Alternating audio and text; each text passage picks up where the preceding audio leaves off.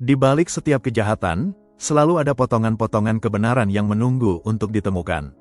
Tidak ada pelaku yang benar-benar bisa bersembunyi, dan tidak ada rahasia yang selamanya bisa dikubur. Setiap jejak, sekecil apapun, bisa menjadi kunci untuk membuka misteri. Inilah kisah kriminal nyata yang akan kita telusuri hingga kebenaran terungkap.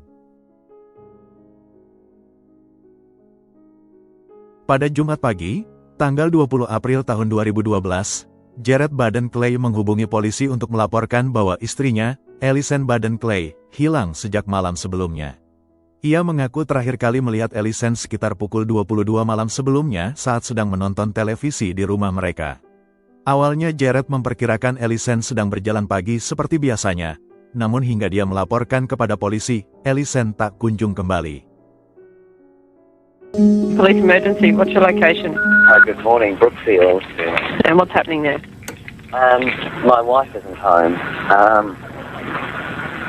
I don't know where she is. What's your name, first of all? I'm sorry.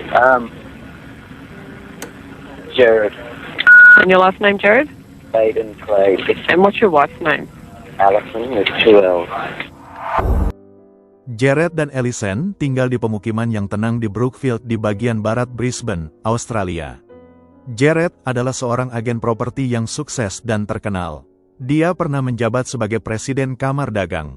Sedangkan Ellison bekerja sebagai manajer sumber daya manusia di sebuah perusahaan besar di Queensland.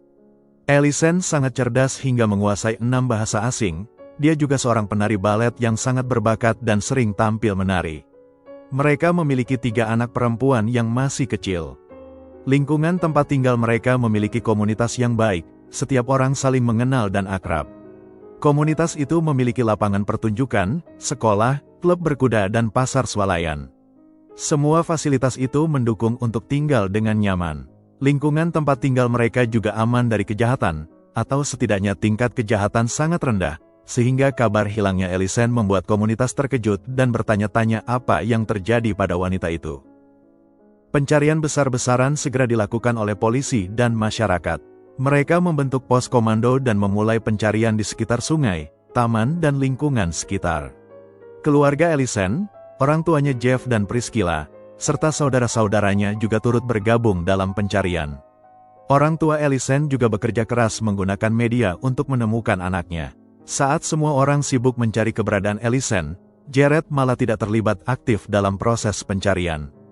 Hal ini menimbulkan pertanyaan bagi banyak orang. Sebagai seorang suami, Jared tidak terlihat khawatir ataupun sedih. Perilaku aneh Jared ini memancing media untuk mencari di mana keberadaannya. Media mulai mengikuti pergerakan Jared. 4 hari sejak Ellison dilaporkan hilang, Jared terekam kamera media sedang berada di rumah orang tuanya. Saat itu atas keinginan sendiri Jared memberikan pernyataan kepada media bahwa dia pindah ke rumah orang tuanya agar ada yang membantunya merawat anak-anaknya. Dalam pernyataan tersebut, Jared sama sekali tidak menyinggung permohonan atau pertanyaan tentang bagaimana kemajuan penyelidikan kepolisian. Bahasa tubuh Jared juga terlihat selalu menghindari bagian kanan kepalanya tersorot kamera. Polisi mendatangi Jared dan melakukan pemeriksaan tentang luka gores melengkung di wajah Jared. Ia menjelaskan luka tersebut sebagai akibat bercukur. Selain itu, terdapat tanda merah di tubuhnya yang dia klaim sebagai gigitan serangga. Penjelasan ini kemudian menjadi perhatian penyidik karena dianggap tidak wajar. Pada hari ke-11 setelah hilangnya Ellison, tepatnya pada tanggal 30 April tahun 2012, seorang profesor hortikultura bernama Daryl Joyce sedang menikmati hari pertama liburnya dengan mengendarai kano di Sungai Brisbane di Kolo Creek, anak sungai kecil yang mengalir ke Sungai Brisbane. Tempat ini berjarak 14 km dari Brookfield. Anak sungai itu terkenal dengan cagar alamnya dan vegetasinya yang masih sangat alami, sehingga sulit untuk dijangkau dengan berjalan kaki, harus menggunakan perahu atau kano. Ketika Daryl sampai di bawah jembatan Kolo Creek, dia melihat sebuah tubuh tergeletak di pinggiran sungai. Tercium bau tidak sedap dari tubuh itu, Daryl segera pulang ke rumahnya dan melaporkan penemuan itu kepada polisi. Daryl curiga dengan kesamaan pakaian pada tubuh yang dia lihat dengan manekin yang sengaja dipasang polisi untuk memudahkan para sukarelawan mengingat detail pakaian Ellison. 1 hari setelah penemuan itu, polisi mengkonfirmasi bahwa itu adalah benar jenazah Ellison. A Queensland mother of three has been missing for more than a week. Alison Baden-Clay was last seen leaving her Brisbane home for a late-night walk. Her disappearance sparked a massive search of nearby bushland. Today, police confirmed that they're examining several personal items found during the search. Segera setelah penemuan tersebut, penyelidikan yang awalnya adalah pencarian orang hilang berubah menjadi penyelidikan pembunuhan. Polisi mulai menelusuri pergerakan kendaraan milik keluarga Jarrett pada malam hilangnya korban. Selain itu, saat polisi memeriksa mobil Alison, mereka menemukan noda darah di bagasi, di pintu dan di sepatu boot. Temuan ini semakin memperkuat dugaan adanya tindakan kekerasan. Bukti forensik juga menjadi kunci penting. Ahli botani pemerintah Queensland, Dr. Gordon Gaymer, menemukan beberapa jenis tanaman pada rambut Alison. Tanaman tersebut hanya ditemukan di sekitar rumah korban, bukan di lokasi penemuan jenazah. Hal ini menguatkan dugaan bahwa pembunuhan terjadi di rumah, bukan di lokasi lain. Pada saat penyelidikan masih berlangsung, polisi dan media menerima informasi bahwa selama ini Jarrett memiliki hubungan asmara dengan sekretarisnya yang bernama Tony McHugh sejak tahun 2008. Ketika Alison mengetahui perselingkuhan itu, mereka berdua datang kepada konsultan pernikahan dan berusaha memperbaiki rumah tangga mereka. Namun hal itu hanya berlangsung selama 3 bulan, karena kemudian Jarrett berselingkuh kembali dengan Tony. Kelak saat di persidangan Tony memberikan kesaksian bahwa sebelum Alison menghilang, Jarrett mengatakan padanya bahwa dia tidak lagi mencintai istrinya dan berencana akan mengajukan perceraian pada bulan Juli tahun 2012. Jarrett juga mengatakan pada Tony bahwa hubungan rumah tangga mereka sudah lama tidak harmonis. Selain itu, penyelidikan polisi juga mengungkap bahwa Jarrett diketahui memiliki masalah keuangan yang serius terkait bisnis real estate-nya. Jarrett memerlukan suntikan dana yang besar agar bisnisnya dapat bertahan. Beberapa waktu sebelum Alison dinyatakan menghilang, Jarrett juga diketahui baru saja menaikkan nilai polis asuransi jiwa Alison. 6 hari setelah penemuan jenazah Alison, Jarrett dimintai keterangan di kantor polisi. Dia datang bersama pengacaranya, dan pada hari itu juga ditetapkan sebagai tersangka atas kematian Alison. Penyelidikan kasus ini hingga dimulainya persidangan berlangsung hingga 2 tahun. Pada tahun 2014 persidangan pertama kasus ini digelar, Jarrett menyatakan diri tidak bersalah atas semua tuduhan. Dia mengaku tidak terlibat apapun atas kehilangan dan kematian istrinya. Tim pengacaranya berargumen bahwa Alison mengalami depresi dan kemungkinan melakukan tindakan bunuh diri.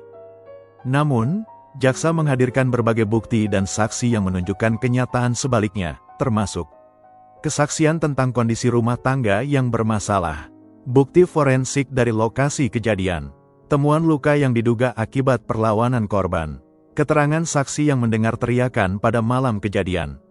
Rekaman wawancara dengan anak-anak korban juga diputar di pengadilan, di mana memperlihatkan kondisi emosional keluarga yang terdampak. Jaksa menilai bahwa motif pembunuhan adalah kombinasi dari masalah finansial dan keinginan Jarrett untuk hidup bersama selingkuhannya. Ia diduga merencanakan pembunuhan untuk mendapatkan uang asuransi jiwa istrinya. Pada saat sidang, buku harian Alison dibacakan. Di sana tertulis bagaimana Alison sangat berjuang mempertahankan kelangsungan rumah tangganya. Alison menuliskan bagaimana dia mengalami rasa tidak aman dan rendah diri akibat perselingkuhan suaminya. Alison menulis bahwa Jarrett tidak bersedia memberikan nafkah batin, melecehkan psikologisnya sehingga mengakibatkan frustasi terhadap citra tubuh dan harga diri. Tulisan Alison ini mengungkapkan bahwa Jarrett tidaklah sesempurna yang selama ini dia tampilkan di muka publik dan Alison menutupinya selama bertahun-tahun. Setelah 1 bulan persidangan, dan 5 hari juri bermusyawarah, pada tanggal 15 Juli tahun 2014 juri menyatakan dengan suara bulat bahwa Jarrett bersalah atas pembunuhan istrinya Alison. Jarrett dijatuhi hukuman seumur hidup dengan kemungkinan pembebasan bersyarat setelah menjalani minimal 15 tahun kurungan penjara. Atas keputusan tersebut Jarrett mengajukan banding dan pada tahun 2015, pengadilan banding sempat menurunkan vonis menjadi pembunuhan tidak berencana. Namun, keputusan tersebut menuai protes publik. Akhirnya, pada tahun 2016, Mahkamah Agung Australia membatalkan putusan tersebut dan mengembalikan vonis awal sebagai pembunuhan. Saat ini Jarrett menjalani hukumannya di Pusat Pemasyarakatan Wollaston, Queensland yang merupakan penjara pria dengan keamanan maksimum. Kasus ini tidak hanya berdampak pada keluarga korban, tetapi juga masyarakat luas. Keluarga Ellison mendirikan yayasan untuk meningkatkan kesadaran tentang kekerasan dalam rumah tangga dan pentingnya hubungan yang sehat. Selain itu, program beasiswa juga dibentuk untuk mendukung perempuan muda dalam mengejar impian mereka sebagai bentuk penghormatan terhadap Ellison Baden-Clay.